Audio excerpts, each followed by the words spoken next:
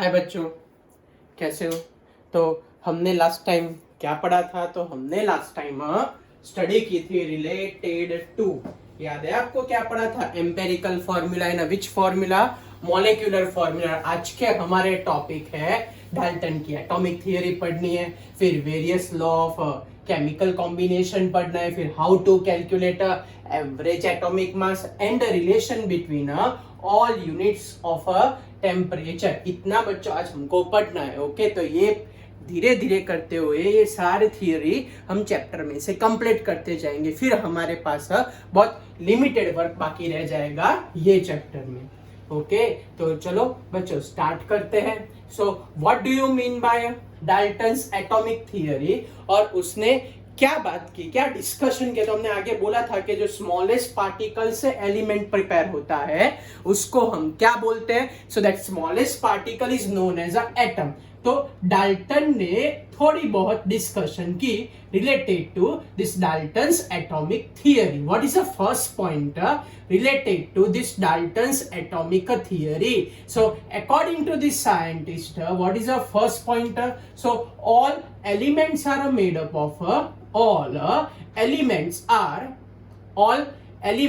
are made up of smallest innumerable particles. Smallest particle known as a atom. Smallest particles known as, क्या बोले भाई उसको? Known as atoms. और उसने ऐसा भी बोला कि atoms are indivisible. Atoms are indivisible part of matter. It is indivisible part of matter. वो इनडिविजिबल होते हैं, वो है डाल्टन का पहला पॉइंट। सेकंड पॉइंट उसका ऐसा है कि all atoms of elements are identical. All atoms of elements are identical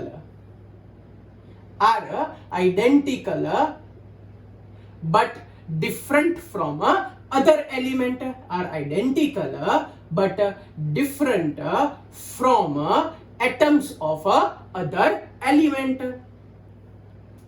Atoms of other element as well as वो लोग ऐसा भी बोल रहे हैं कि all atoms are identical including their mass also. All atoms are identical including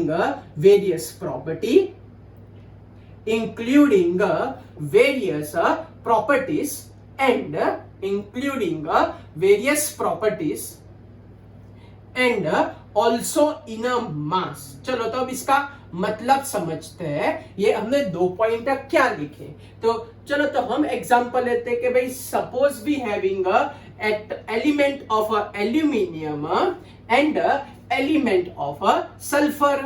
okay, तो sulphur के, चलो मैग्नीशियम या तो सोडियम का एग्जांपल लेते हैं। ओके, तो this are the arrangement of atoms of aluminium.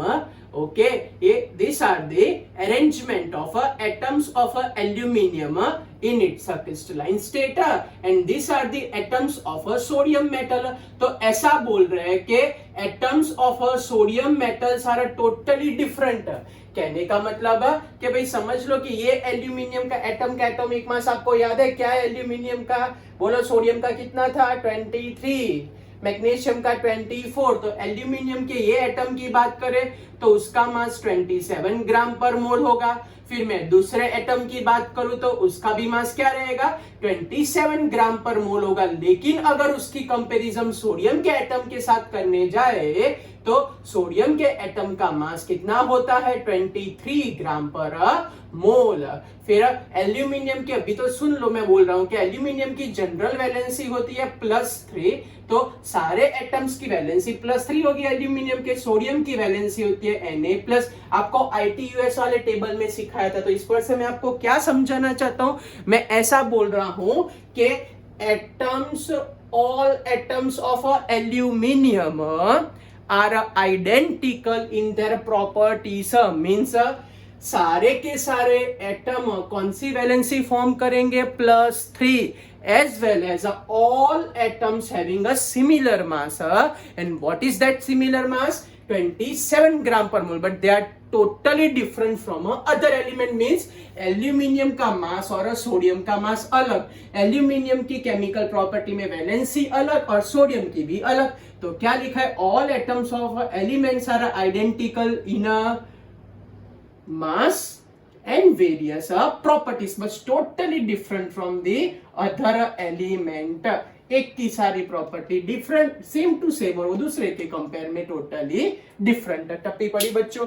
तो ये मतलब होता है identical property and differ from the other. Next point, how compound is form. कैसे कंपाउंड फॉर्म करे. So when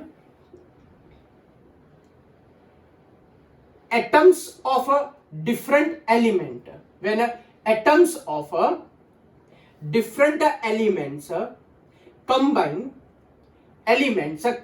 in a definite proportion, compound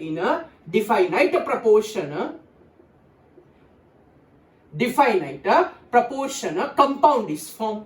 definite proportion तब जाके क्या फॉर्म होगा, compound is a form.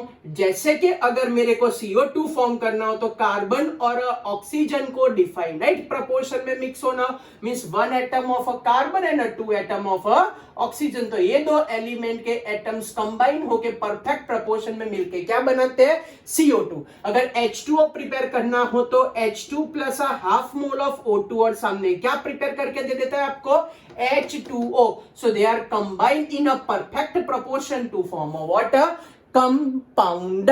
Okay, and what is the last property of this Dalton's atomic theory? तो last point of this Dalton atomic theory उसने ऐसा बोला कि when या तो the small particle form, the smaller particles are formed, the small particles are formed when two or more atoms are combined. When small particles are formed, when two or more atoms are combined, known as a molecule.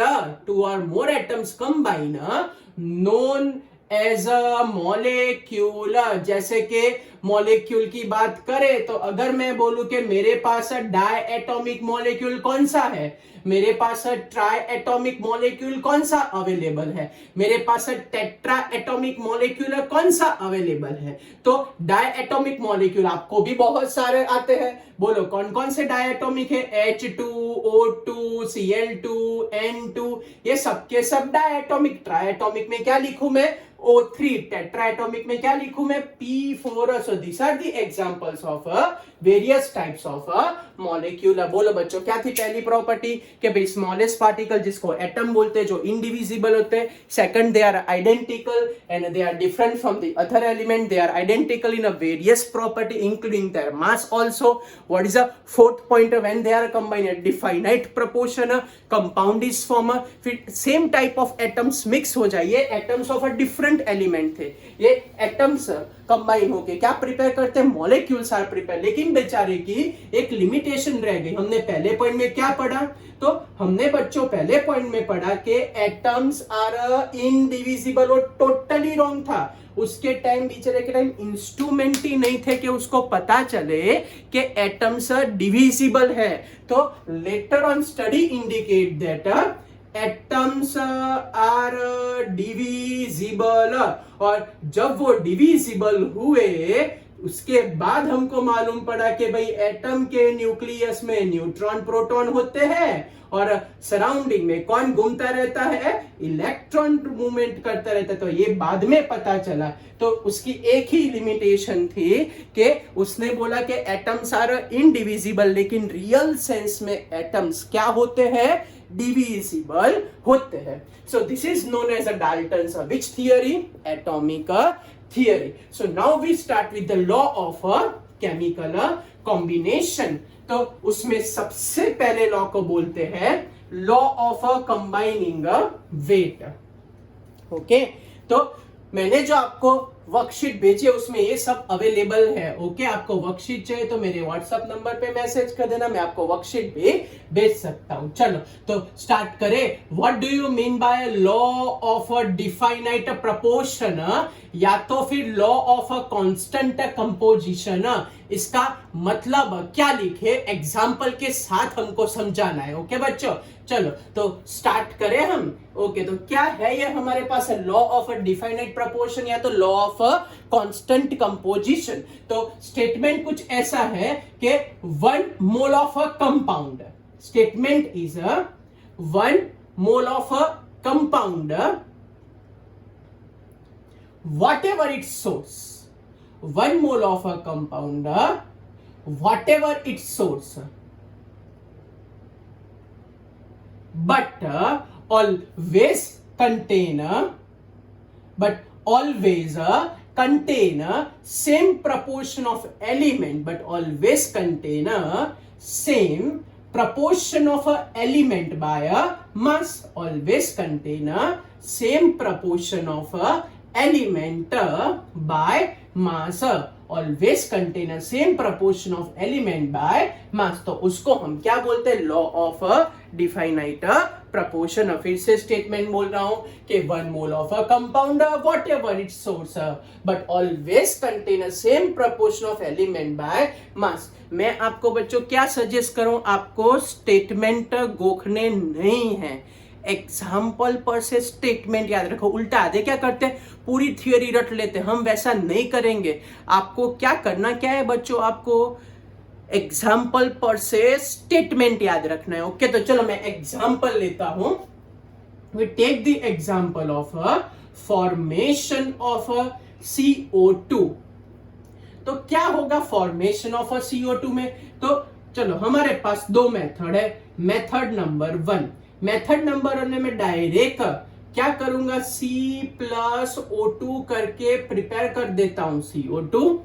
फिर method number 2, तो method number 2 में मैं क्या कर रहा हूं, CO plus half mole of O2 form what, CO2। चलो दूसरा एक एग्जांपल लेते हैं, example number 2, formation of H2O by various method, formation of H2O।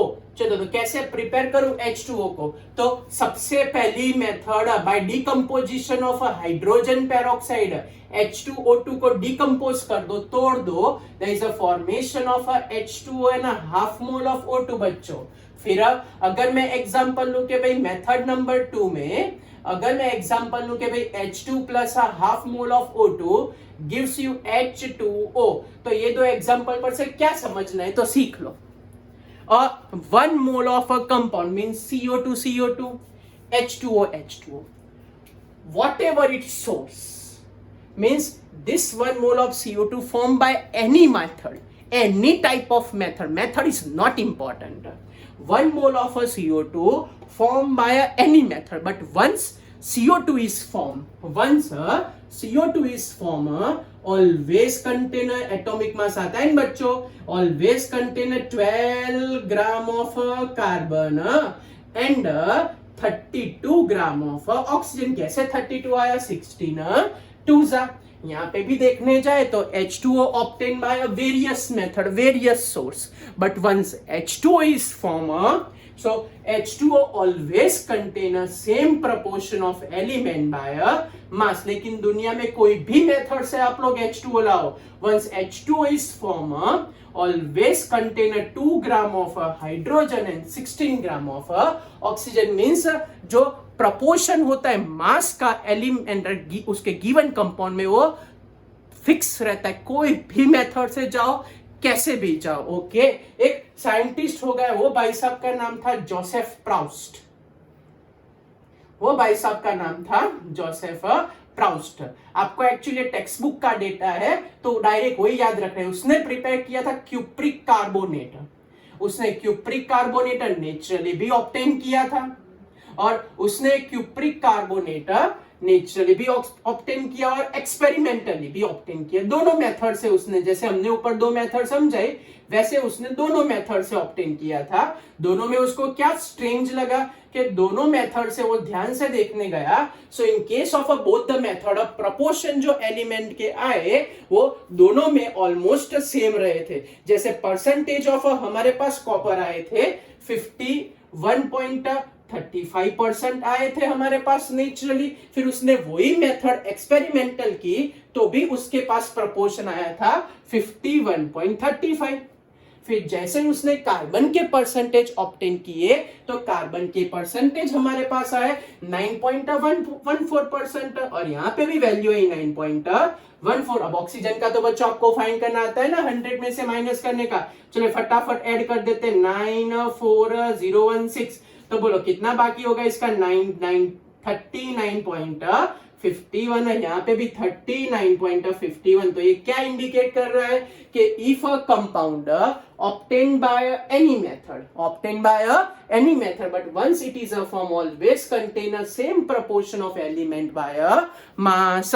Okay फिर से बोल रहा हूं 1 mole of a compound whatever its source once it is a form always contain a same proportion of element by a mass। इसको हम बोलते हैं कौन सा law? It is known as a law of a definite proportion या तो फिर law of a constant composition. Okay चलो आगे बढ़ते हैं, इससे भी अच्छा लॉ पढ़ते हैं बच्चों। चलो next is known as a law of a multiple proportion. मैं फिर से बोल रहा हूं आपको एग्जांपल पर से याद रखना है, कभी भी गोखना नहीं है। ओके चलो तो हमारे पास नेक्स्ट है law of which proportion? So next law is known as a law of multiple proportion। कौन सा proportion भाई? law of multiple proportion। क्या लिखे हम? law of multiple proportion। नाम में नहीं मल्टीपल तो मल्टीपल में कुछ रेशियो जैसा आने वाला है। ओके तो क्या लिखे स्टेटमेंट? इसने ऐसा बोला कि when two elements combine to form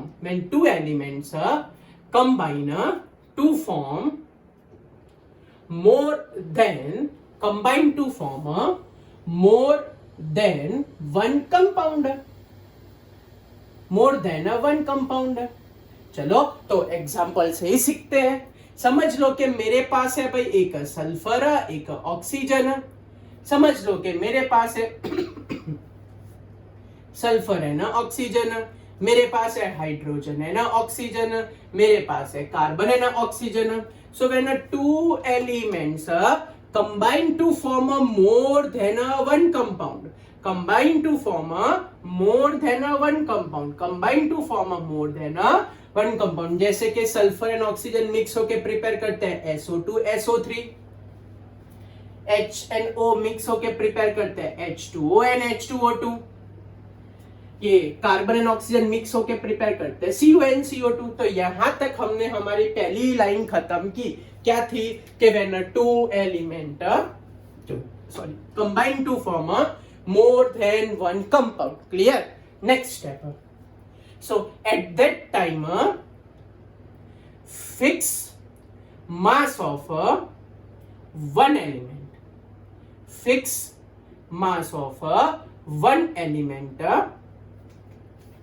combine with fixed mass of one element combined with the different mass of other element, combined with the different mass of other element, fixed mass of one element combined with the what different mass of other element। जैसे कि चलो सब में check करने जाओ तो sulphur का मास कितना है बच्चों?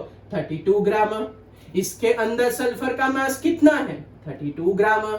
इसके अंदर हाइड्रोजन का मास कितना है? 2 ग्राम हाइड्रोजन।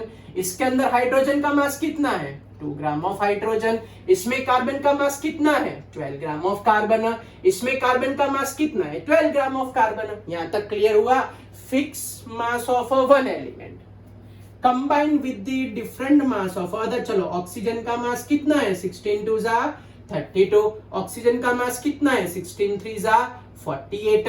ऑक्सीजन का मास कितना है हमारे पास, तो 16 ग्राम ऑफ ऑक्सीजन। ऑक्सीजन का मास कितना है हमारे पास 32 ग्राम ऑफ ऑक्सीजन। कितना है हमारे पास ऑक्सीजन का मास 16 ग्राम ऑफ ऑक्सीजन। कितना मास है ऑक्सीजन का हमारे पास 32 ग्राम ऑफ ऑक्सीजन। तो पता चला क्या बोलना चाहता था, fix mass of one element combined with the different mass of other element means okay 32 okay 48 different mass 16 32 16 32।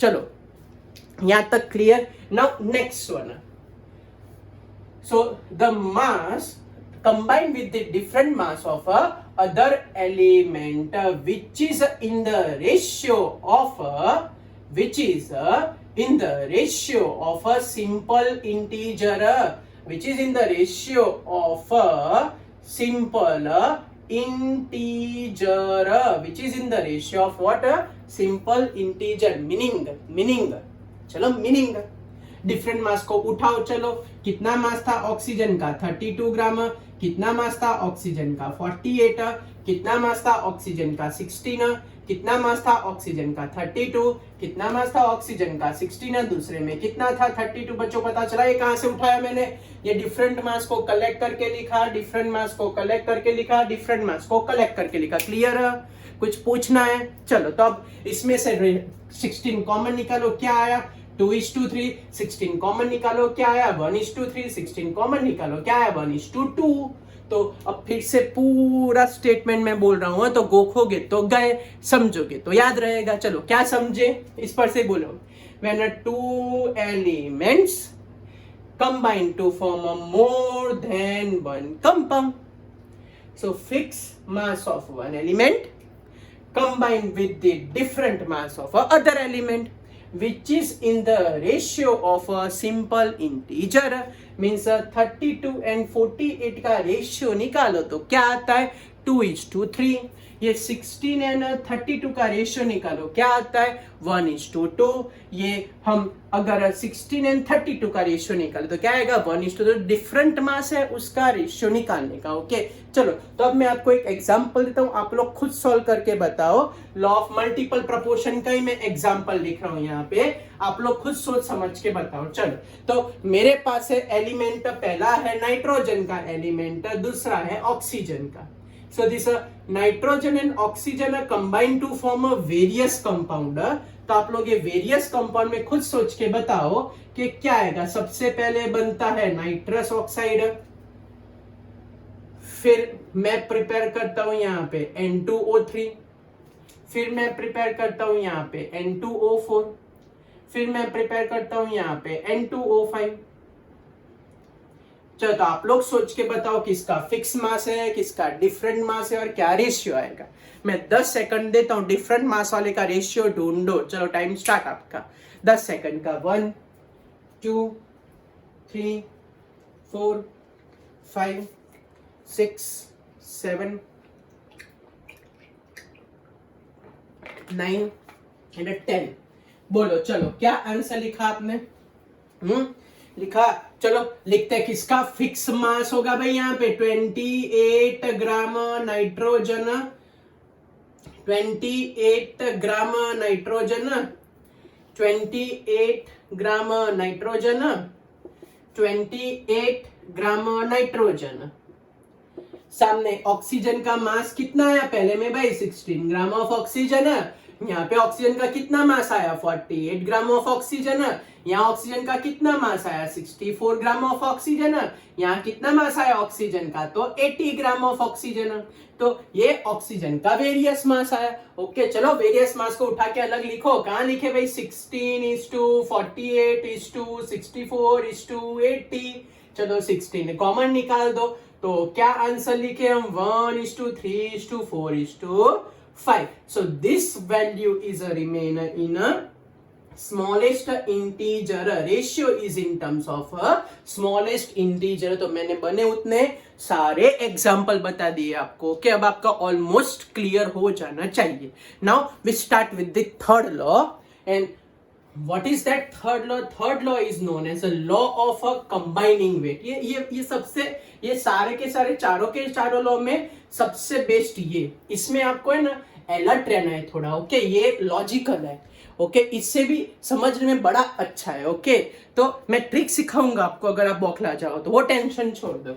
And that is a law of combining weight, law of combining a weight. तो what do you mean by this law of a combining weight? Textbook में नहीं है बच्चों, लेकिन मैंने material में भी आपको दे के रखा है और एमसीक्यू में भी पूछते हैं, इसलिए हमको करना कंपलसरी है, okay. Now what do you mean by law of combining weight? तो ऐसा बोल रहे हैं कि when different mass of two element, when different mass of two element combined with when different mass of a two element combined with identical mass of a third element, combined with the identical mass of a third element, identical mass of a third element. चलो मैंने यहां तक लिखा, आपका दिमाग घूम गया होगा, नहीं गोल गोल गोल गोल नहीं। चलो सिंपल सा एग्जांपल है, कुछ नहीं है बच्चों। चलो तो स्टार्ट करते हैं एग्जांपल। तो समझ लो कि मैं एग्जांपल लेता हूं दो एलिमेंट का, एक का हाइड्रोजन दूसरे का ऑक्सीजन। मैं हाइड्रोजन का मास फिक्स कर देता हूं 2 ग्राम, ऑक्सीजन का मास यहाँ पे मैं यहाँ एज्यूम कर रहा हूं कि भाई समझ लो कि 32 ग्राम है, ओके। चलो दूसरा एक एग्जांपल लेता हूं कि समझ लो कि मैं यहाँ पे एग्जांपल ले रहा हूं हाइड्रोजन है ना, क्लोरीन का एग्जांपल ले रहा हूं मैं। हाइड्रोजन का मास एक्सेप्ट कर रहा हूं यहाँ पे 2 ग्राम, क्लोरीन का मास मैं एक्सेप्ट कर रहा हूं 71 ग्राम, ओके ओके। 2 ग्राम का मतलब कितने एटम हो गया हाइड्रोजन के, भाई बोलो। हाइड्रोजन के एक एटम का कितना होता है, एक का। तो 2 ग्राम का मतलब मैंने 2 एटम एक्सेप्ट किए। हाँ, यहाँ पे ऑक्सीजन का होता है 16, मैंने कितना लिया 32। ये एटॉमिक मास नहीं लिख रहा, ये लिख रहा हूं कि मैंने डिफरेंट, पूरा खत्म होगा तो और ज्यादा क्लियर होगा, टेंशन न करो हाँ आप लोग। Different mass of a 2 element, इसका 2 ग्राम, इसका 32, इसका 2, उसका 71, okay. Combine with the identical mass of a third element, तो ये दोनों कंबाइन होते हैं सल्फर के साथ, और सल्फर का मास दोनों में फिक्स होगा 32 ग्राम। ठहरो, क्वेश्चन बाद में पूछो, पहले समझ लो क्या बोल रहा हूं मैं। ये दोनों कंबाइन होते हैं ऑक्सीजन के साथ, ऑक्सीजन का मास मैं ले रहा हूं 16 ग्राम। चलो सोचो कि ये 2 ग्राम और ये 32 ग्राम, तो कौन सा कंपाउंड प्रिपेयर होगा, H2S, contain 2 gram of hydrogen, contain 32 gram of sulphur. चलो यहां हम बात करते हैं 32 ग्राम का मतलब एक एटम, यहाँ 32 ग्राम का मतलब 2 एटम, तो क्या प्रिपेयर हुआ, SO2 प्रिपेयर हुआ। चलो इसकी मैं बात करता हूँ, 2 ग्राम ऑफ हाइड्रोजन और ऑक्सीजन का मतलब H2O लिख देते हैं। इसके अंदर 2 एटम क्लोरीन के, तो क्या लिखे, Cl2O लिख देते हैं। बच्चों पता चला यहाँ तक क्लियर? ना पता फिर से शांति से समझो मैं क्या बोल रहा हूँ। मैंने डिफरेंट, मेरे को जो लेना है वो, क्योंकि मेरे को कंपाउंड आते हैं, आपको भी आएंगे बच्चों। मैंने different mass of a 2 element combine with the fix mass of a third element. जैसे कि ये दोनों मिक्स होते हैं और प्रिपेयर करते हैं H2S, जिसमें सल्फर का मास फिक्स है 32। ये दोनों भी कंबाइन होके प्रिपेयर करते हैं SO2, क्या फॉर्मूला आता है, SO2 फॉर्मूला आता है। चलो इन दोनों को मिक्स कर दो, क्या प्रिपेयर होता है, H2O। इन दोनों को मिक्स कर दो, क्या प्रिपेयर होता है, Cl2O। बच्चों इतना क्लियर हुआ मैं क्या बोल रहा हूँ? क्या बोल रहा हूँ कि different mass of 2 element combine with the identical mass of third element. Clear यहाँ तक? तो अब ऐसा बोल रहे कि अगर ऐसा हुआ, सो दैट टू एलिमेंट्स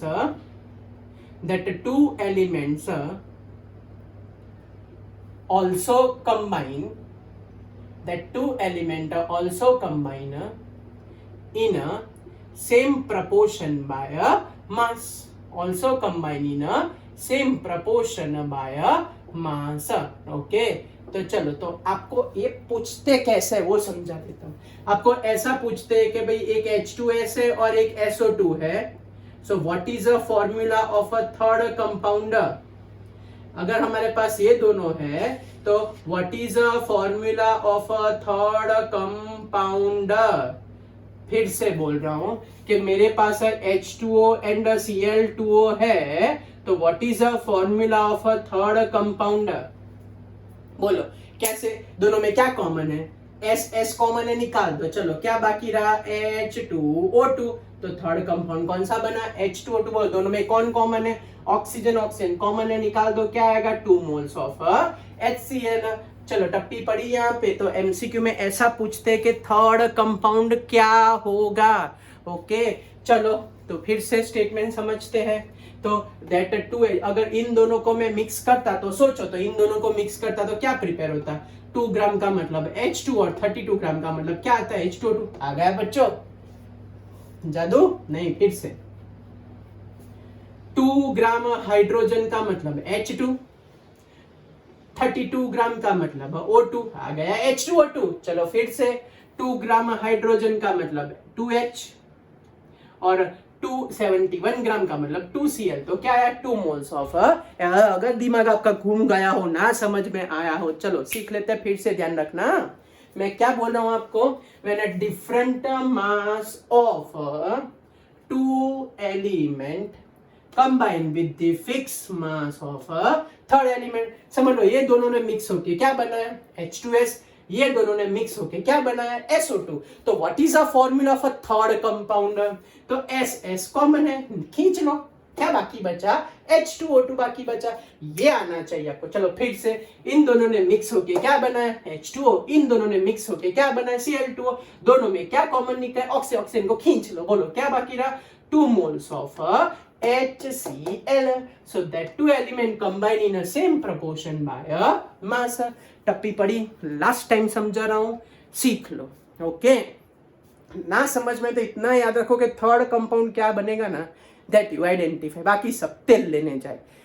क्या आइडेंटिफाई करना है आपको? थर्ड कंपाउंड कौन सा है, दैट यू आइडेंटिफाई। बाकी कुछ काम का नहीं है। चलो last time, 2 different mass of an element combined with the identical mass of a third element. Prepare होता है H2S SO2 H2O Cl2O, H2S SO2 H2O Cl2O। तो क्या होगा? सो दिस 2 एलिमेंट फॉर्म हो गए, ये दो कंपाउंड फॉर्म हो गए। तो बोलो what is the formula of a third compound? तो जो कॉमन होता है उसको खींच लो। क्या बाकी बचा? H2O2। जो कॉमन होता है उसको खींच लो। तो क्या बाकी रहा? 2 moles of HCl। So that 2 also combine in a same proportion by a mass। चलो फिर से टप्पी पड़ी। आपको थोड़ा गोल गोल लग रहा हो तो एकदम कॉन्सेंट्रेट कर देना।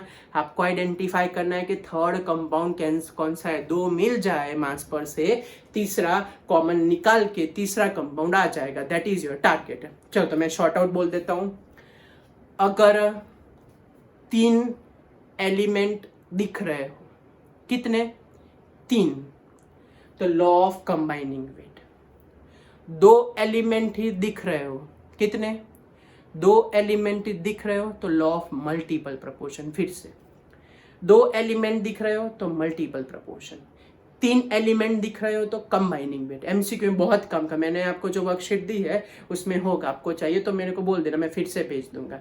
फिर से 2 एलिमेंट दिखाई दे तो मल्टीपल प्रोपोर्शन, 3 एलिमेंट दिखाई दे तो कंबाइनिंग वेट, 3 एलिमेंट दिखाई दे तो कंबाइनिंग वेट बच्चों। ओके चलो आगे बढ़ते हैं। Next is Gay Lussac law of volume. क्या है ये गैल्यूसेक लॉ ऑफ वॉल्यूम और उसको कैसे अप्लाई करें? तो गैल्यूसेक लॉ ऑफ वॉल्यूम बड़ा फेमस साइंटिस्ट, आगे भी चैप्टर 5 में पढ़ने वाले साइंटिस्ट के बारे में। Gay Lussac law of volume of a gas. So ये नया नहीं है बच्चों, पढ़ ही लिया हमने। It is a similar to law of a definite proportion. It is similar to the law of a definite proportion, but volume of a gas molecules are used. Volume of a gas molecules are used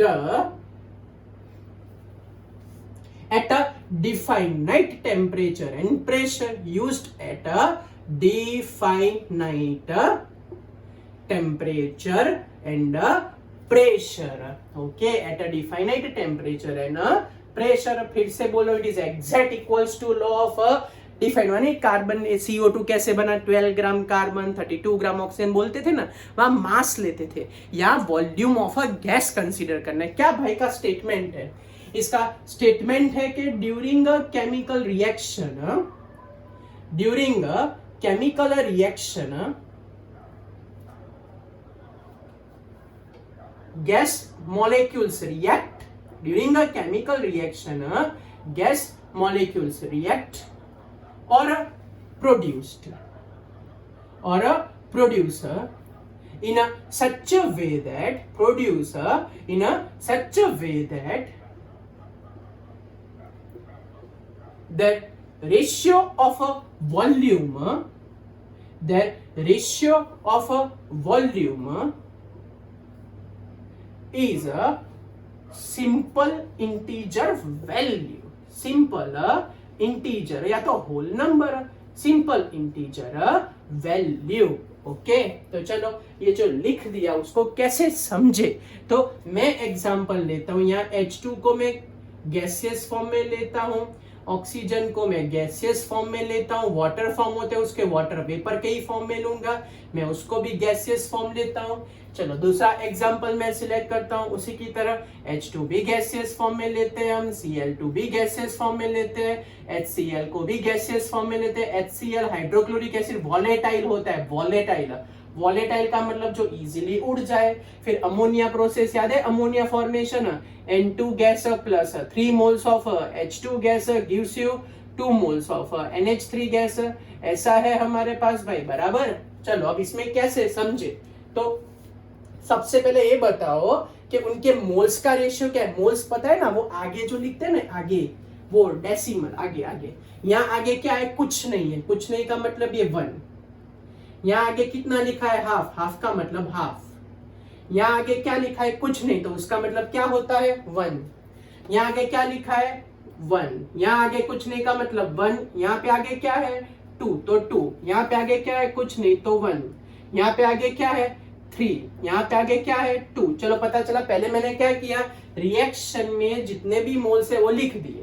अब अगर मैं बोलूं कि मेरे पास 10 ml H2 है, so what is a volume of O2 and volume of H2O। अगर मैं बोलूं कि मेरे पास वॉल्यूम ऑफ Cl2 20 ml है, तो what is a volume of H2 है ना, what is a volume of HCl। Normal math से यूज करना है, फटाफट सोचो तो अपने दिमाग में क्या बता पाओगे। वॉल्यूम ऑफ N2 मेरे पास 5 ml है, तो what is a volume of H2 है ना, वॉल्यूम ऑफ NH3 बच्चों।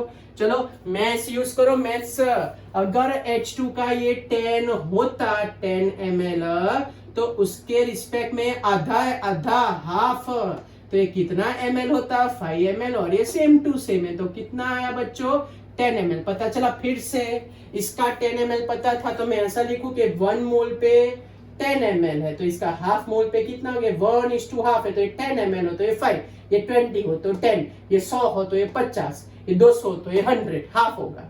1:1 मीन से 10 हो तो ये भी 10, 20 हो तो 20, 25 हो तो 25, 30 हो तो 30, 50 हो तो 50, 100 हो तो 100, सिमिलर सिमिलर।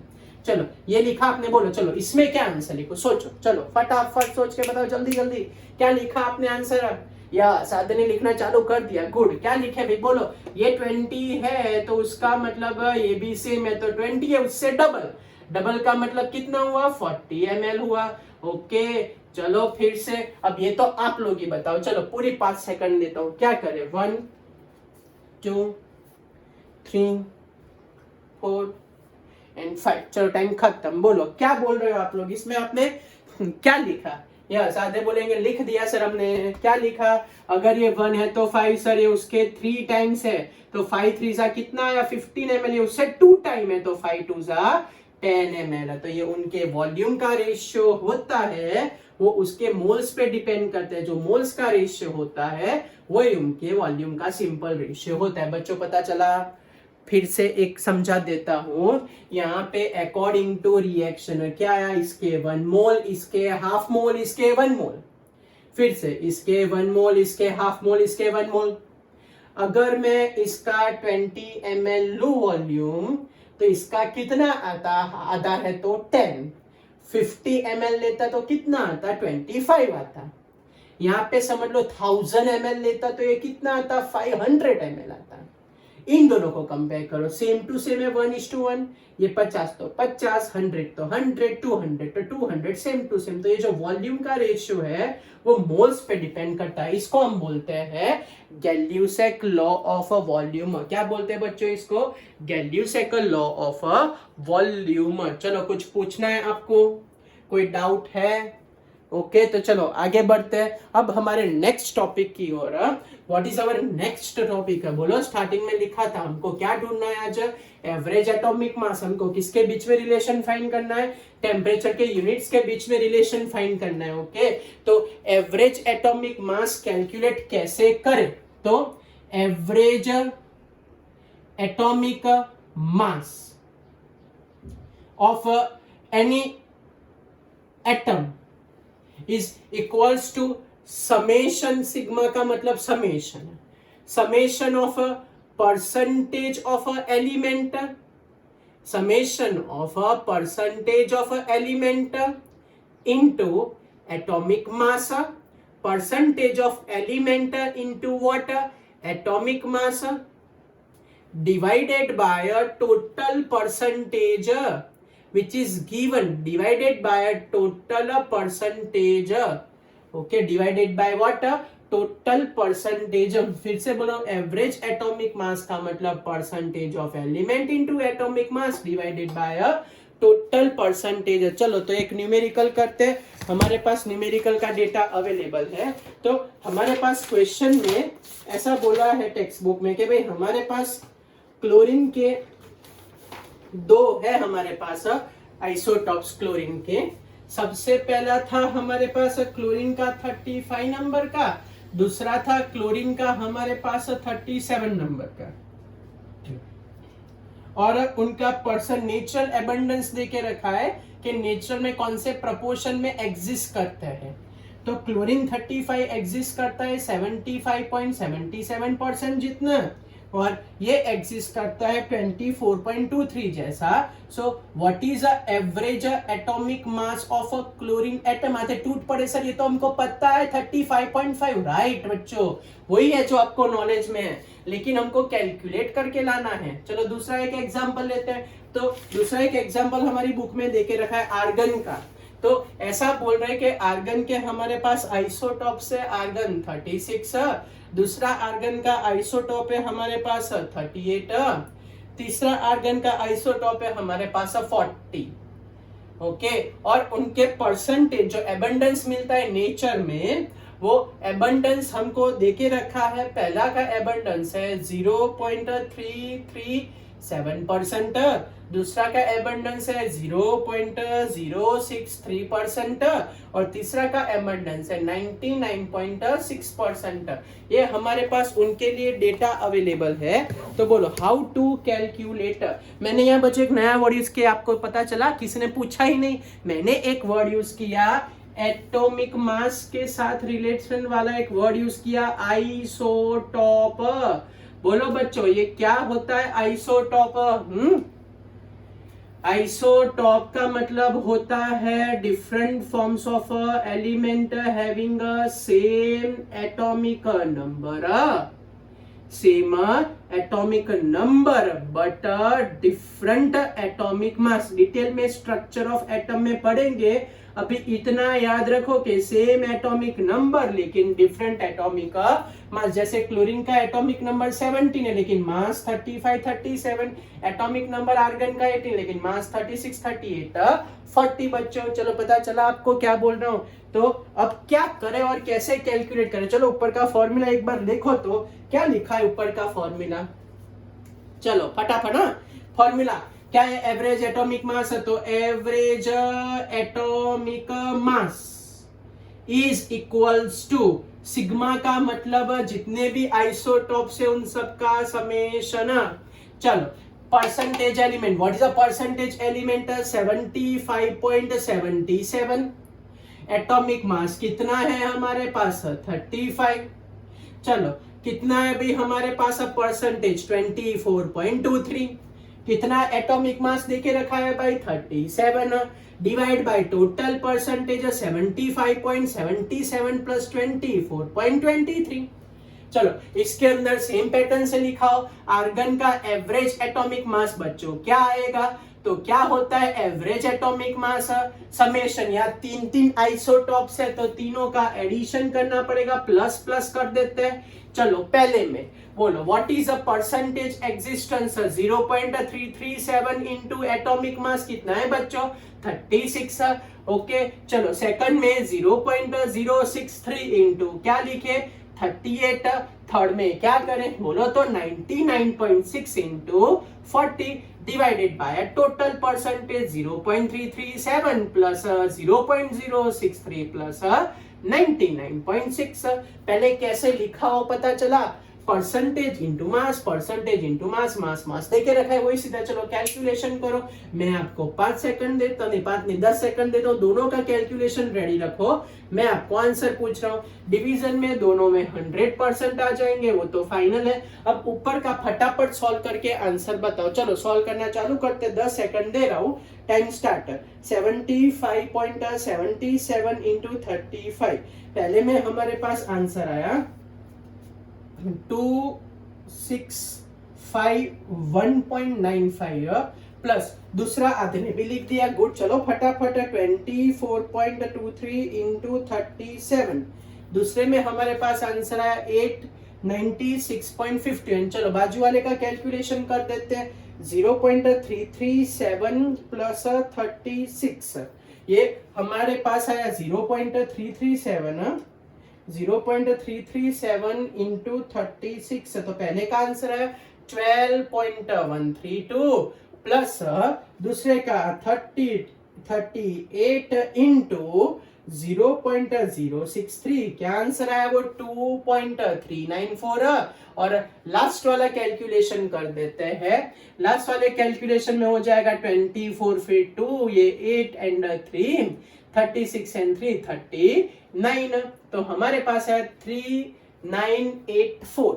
ओके चलो तो फाइनल आंसर लिखते हैं कैलकुलेशन के एंडिंग में। यहाँ हमारे पास आएगा 6 आएगा, ये हमारे पास होगा 4 और 1 हो जाएगा, ये हमारे पास 4 एंड 1 ये हो जाएगा, हमारे पास 8 हो जाएगा।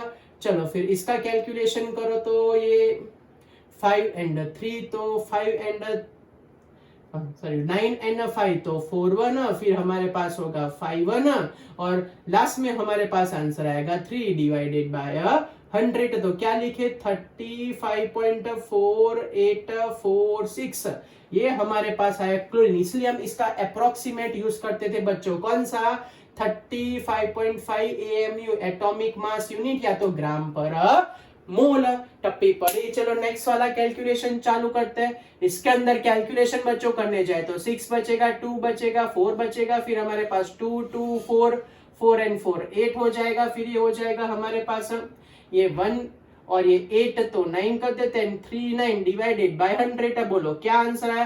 तो अप्रोक्सीमेट हमारे पास 99.98 आया, ये अप्रोक्सीमेट हो जाएगा 40 AMU या तो 40 ग्राम पर मोल। तो by this way we calculate what, इस तरीके से कैलकुलेट करते हैं एवरेज एटॉमिक मास। क्या कैलकुलेट करते हैं बच्चों? इस तरीके से एवरेज एटॉमिक मास। क्लियर हुआ आपको क्या करना है? चलो फिर से बोल रहा हूं, एवरेज एटॉमिक मास तो percentage element into atomic mass, percentage element into atomic mass. ये रहा percentage element atomic mass, percentage element atomic mass divide by total percentage. Calculation करो गेट योर आंसर। ओके तो ये क्या इंडिकेट करते हैं? जो भी एलिमेंट के आइसोटॉप्स होते हैं, इस तरीके से बोरॉन का भी करते हैं कैलकुलेशन। जिसके जिसके आइसोटॉप्स होते हैं उन सबके एटॉमिक मास का कैलकुलेशन ऐसे ही ऑब्टेन किया जाता है। ओके चलो last and most easiest part, conversion of various units of a temperature. Degree Fahrenheit क्या होता है, डिग्री सेल्सियस क्या होता है, केल्विन क्या होता है, कैसे कैलकुलेट करें। तो चलो तो हमारे पास relation between degree Celsius and degree Fahrenheit, इनका क्या रिलेशन है? तो हमारे पास रिलेशन है कि भाई degree Fahrenheit is equals to 9/5 degree Celsius plus 32, ये प्रूव है। फिर अभी ये टेम्परेचर का यूनिट याद रख लो, ये केल्विन वाला, फिर हम स्टेट्स ऑफ मैटर के चैप्टर में प्रूव करेंगे। ये रिलेशन है capital T equals to small t plus 273.15, लेकिन कैलकुलेशन इजी रहे इसलिए मैं ले रहा हूं small t plus 273। Here you remember that the capital T is known as a temperature in terms of a Kelvin unit and small t is known as a temperature in terms of a degree Celsius.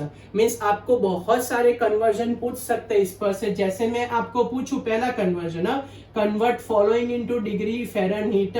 Okay, पहला मैं आपको देता हूं 10 degree Celsius, फिर मैं आपको देता हूं 30 डिग्री सेल्सियस, फिर मैं आपको देता हूं 45 डिग्री सेल्सियस। कैसे कन्वर्ट करें इसको? चलो दूसरा, कन्वर्टर फॉलोइंग इनटू केल्विन। जैसे कि मैं आपको बोलूं कि भाई मेरे पास 25 डिग्री सेल्सियस है, मेरे पास 27 डिग्री सेल्सियस है, मेरे पास 127 डिग्री सेल्सियस है, तो कैसे कन्वर्ट करूं? चलो कैलकुलेशन में ले जाते हैं। पहला वाला 10 डिग्री सेल्सियस, तो degree Fahrenheit is equals to 9/5 into 10 plus 32। तो बोलो क्या आंसर आएगा हमारे पास? 9/5, ये 5 2 हो जाएगा, तो 18 प्लस 32। तो व्हाट इज योर आंसर?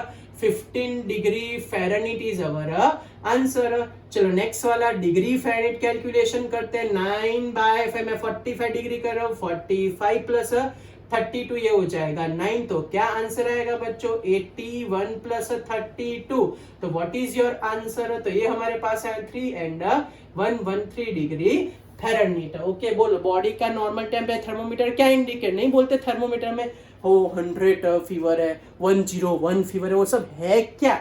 चलो तो काउंट करते हैं, हमारे बॉडी का उल्टा जाते हैं। अगर मैं बोलूं कि भाई हमारी बॉडी का टेम्परेचर 111 डिग्री फ़ारेनहीट है, तो उसको डिग्री सेल्सियस में कैसे कन्वर्ट करें और क्या आंसर आएगा?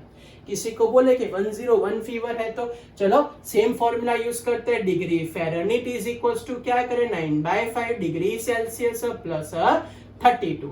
ये हमने कितनी वैल्यू रखी है? 101 रखी है। 9/5 डिग्री सेल्सियस, ये हम लगा देते हैं 32। चलो 32 को इस साइड ले जाओ, तो 101 minus 32 is equals to 9/5 degree Celsius. Okay, तो अब हमारे पास क्या आएगा? डिग्री सेल्सियस इंटू 9/5 है, ये माइनस कर देते हैं, ये 9 बचेगा, ये 9 में से 69 बचेगा हमारे पास। चलो degree Celsius equals to 5 into 69 divided by 9। तो फाइनल आंसर कैलकुलेशन में क्या आएगा बच्चों? चलो कैलकुलेशन कर देते हैं, पहले ऊपर का फिर नीचे का, फिर कैलकुलेटर की जरूरत पड़ी तो यूज करेंगे। 5 एंड 4 एंड 34 डिवाइडेड बाय 9। चलो 9 से डिवाइड कर देते, तो 9 7 27, 9 4 36। सो ये हो जाएगा हमारे पास 9 3 27 हो जाएगा। ओके, तो 3 कर देते हैं, 3 फिर 34 एंड 27, तो हमारे पास ये बचेगा 70 बचेगा। ओके, तो 9 6 54 63। ओके, 9 7 63 हुआ, तो 63 अगेन 70। ओके, तो ये हमारे पास आया एग्जैक्ट। मींस अगर आपके बॉडी के टेम्परेचर में पॉइंट का भी फर्क होता है ना बच्चों, 0.1 0.2 0.3 डिग्री सेल्सियस, तो भी फ़ारेनहीट धड़ इंक्रीज होता जाता है। ये हमारे बॉडी का तो नॉर्मल भाई टेम्परेचर आ गया, टपी पड़ी आपको, तो भी एक बार कैलकुलेशन क्रॉस चेक कर लेते, कोई मिस्टेक ना हो। आप लोग भी क्रॉस चेक कर लो। चलो मैं भी क्रॉस चेक कर लेता हूँ। 345 डिवाइडेड बाय 9, तो हमारे पास 37 नहीं 38 है, ये 38.7 डिग्री हमारे पास आंसर है। चलो टप्पी पड़ी कैलकुलेशन के एंडिंग में, ये हमारा फाइनल आंसर बच्चों। चलो कोई डाउट केल्विन वाला कर देते हैं। चलो केल्विन हमने में क्या देके रखा है?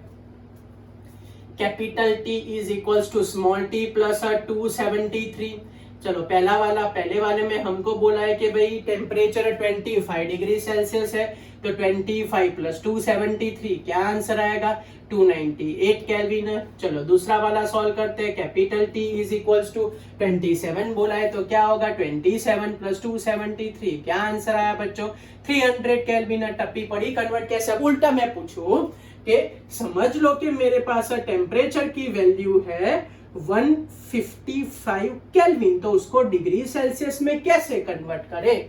सेम फॉर्मूला प्लस माइनस ही है ना, T is equal to T plus 273, तो ये हमारे पास 155 T प्लस 273 है, तो क्या आंसर आएगा T is equal to 155 minus 273, तो हमारे पास क्या बचेगा, तो 13 में से 5 जाए तो 8, 6 में से 5 जाए तो 1 and 1 तो -118 डिग्री सेल्सियस बचेगा। तो by this way we convert all the things. बच्चों पता चला।